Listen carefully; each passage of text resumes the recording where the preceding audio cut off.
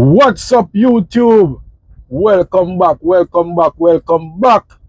Yeah, man, back with another video. Yes, I am. So guess what happened?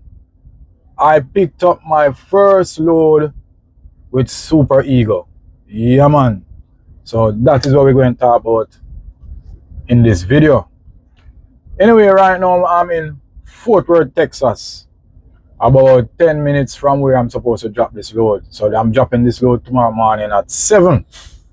Yeah, but before we get into that, we just want to say big up to all the subscribers. I appreciate you all. Thanks for watching. Thanks for supporting.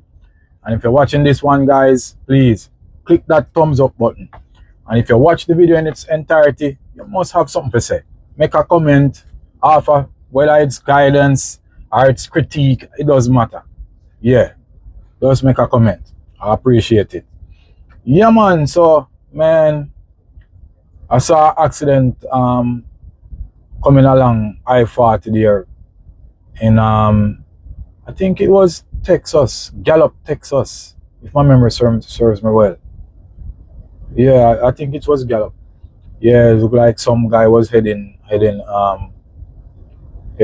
west early. I was going east early. Messed up there a bit. Boy, guys, try to be safe. You know, speeding might have been a cause. I don't know, or driver being tired. I don't know, but it looked messy, and I hope the driver is okay. Yeah, man, I just saw that a nice truck, and I'll show it. What a truck look good, man. Nice truck, Kenworth, and I like those Kenworths. Yes, man. Anyway, guys, let me tell you what's been happening on Super Ego. Because from the last time I did a video, I think we were at a TA in Fresno. Well, I was having problems, as y'all would know if you watch the last video, getting the documents and so on and get things sorted out. But luckily, my recruiter called Wayne Long. Big up yourself, Wayne Long out there at Super Ego. So if you ever come into Super Ego, I link you up with Wayne Long. Just link me and I'll give you that number. That guy, you know, he called to check up on me, and I told him the challenges I was having. And he said, okay, he apologized and said he was going to make some calls. And after that, trust me, things began to run smoothly. So I guess it's as a result of him calling them, you know, for real. So what happened is that I left that location Thursday morning. Yeah, I left there Thursday morning. No, I was there the entire Thursday, because I couldn't get things sorted out with the documentation and so. So I was there the entire Thursday, and I left the location. It was a TA. I left that location about 2 p.m. Thursday evening. That Thursday evening, that's last week Thursday. I don't remember the date. But I left there 2 p.m. They sent me to a Loves and to go and get so the PM done on the tractor and to do some repairs on the trailer. And guys, I don't know how a driver was hauling a trailer like that. The trailer wanted tires. The trailer had issues with the door seals. The tandems weren't sliding. The trailer was just in a mess. So I don't know how somebody was hauling a trailer like that. Yeah, and the documentation for the trailer was expired. Anyway, after Wayne spoke to me, I got the documentations for the trailer. That is how I decided to drive to the Loves, and that Loves was probably about 35 minutes from that TA. So I went to the Loves. I got there late the evening, and based on the time when I got there, they said they would start working on it, but I couldn't stay in the truck. So I decided, no, I'll come back in the morning when I'm fresh and okay, because I can't be sitting around, and you know, things like that is going to take time. It's a lucky thing I did that. So I woke up the Friday morning from 5 a.m. and went and checked in. I was the first one there. It's not a busy repair shop that Loves there. So, you know, I went there early anyway, and they checked me in and got me into the bay. by about 6:30, and by about 7:38, yeah, they start working. They did the POM, they installed the right mud splash assembly, and the tractor was sorted out, and everything was good. So they began working on the trailer, but it reached about 1:30 p.m. And I realized that, yo, this wasn't working out. So I call them and I tell them, listen, I don't think I'm gonna rent this trailer. This trailer is old, it's dilapidated, and this is a recipe for repairs down the road. So I told them I wanted a different trailer. I'm not renting this trailer. They said okay. So they sent me 30 miles somewhere up in Ripton, yeah, to pick up another trailer that they had at a repair place. So I dropped that trailer that I had at the time and picked up this one that I have now, and yo, this one is okay. It's in acceptable condition, and yeah, we're gonna run with it. When I picked it up and I checked, the only thing I saw was that the the temporary license plate on it was expired. So I made a call, and believe me, quick and fast, I got the info, the documents, the replacement temporary plates, and went and printed it out, and I got the documents for the trailer, and everything went okay. So yeah, that was Saturday morning that I picked up the trailer. So by 2 p.m. I was ready to get a load.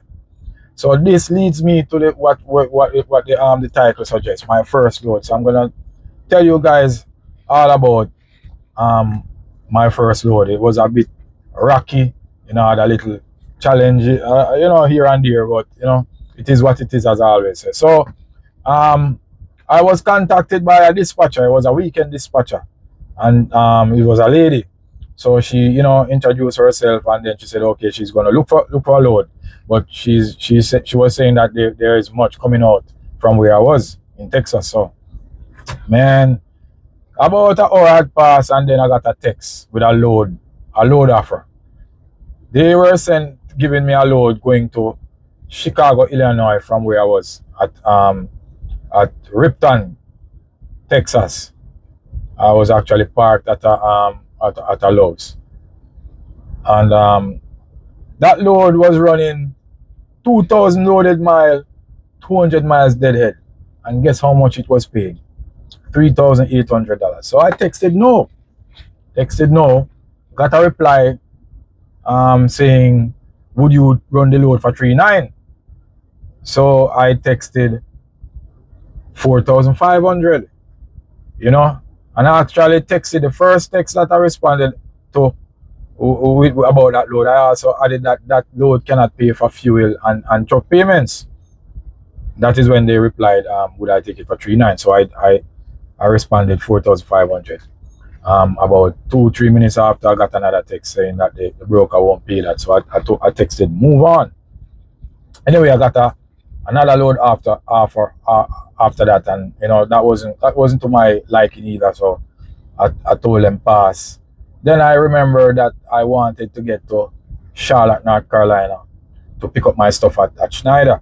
So I said, okay, listen, get me a load to North Carolina, or better yet, get me a load into Texas. I just want to get out of California. Then I got this load, and this load is not great, but it's not bad. And being that I wanted to get out of that area, so this load was picking up is in Santa Clarita, Texas. It was 300 dead miles from where I was, and it was working out to be 1,400 loaded miles, but it was paying 3,400. So the maths is that's $2 the rate per mile. And so I said, okay, I'm gonna run with this because I don't want to sit too long and in that area. So I'm gonna run with that one and just get out the area. But guys, you know what got me? Fueling. Oh my God.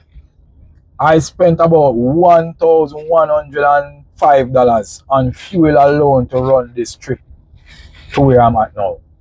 The fuel price in Texas is outrageous. It moved from $5.35 to $4 and probably 80 something cents at one point, and then it came down to probably 3. So what I was doing, when I moved out about 50 gallons first, then I think about another 30 gallons somewhere there, trying to get to a mom and pops that following morning to see if I could get another 50 gallons at the mom and pops, which I did. But guys, it just did not pan out in that era. Between California, Arizona, I think the prices of diesel got a little better in New Mexico. But guys, believe you me, I am not going back that area for no peanuts. Yeah, I have to be paying good to go there. Real good, because the fuel price is too much. Anyway, yeah, I made it here. The thing is now, when I went to pick up the load, it was a electronic login. So I logged in, got my dock assignment, went on the dock, got loaded, and when I was about to move, somebody was coming in to dock and was having challenges to get on the dock. There was a guy training another guy, and it took a little while, about 5 minutes or so, for me to pull out. And then now I was given a text that the POL is in the back of the trailer. I had already had the seal. So because I was there waiting and watching what was happening outside with the guy giving instructions and the guy trying to park and that. When I got time to pull out now, I was just hurrying to close up my door and to get on the road, because time was running, and I don't like driving in the nights. And when I close the trailer door, guys, believe you me, when I click the seal is when I remember that the BOL was in the trailer. Anyway, I said I'm not gonna lay and try to get back a copy at the shipper. I'm gonna contact the broker and let the broker know that I need a copy of the BOL. So I headed down the road, and about 2 hours or so I found somewhere, stopped, called and contacted the broker, told the broker what had happened, and I needed a copy. Then there's another thing that came to my attention. The load had been scheduled originally to be picked up this Saturday evening at 5 p.m. But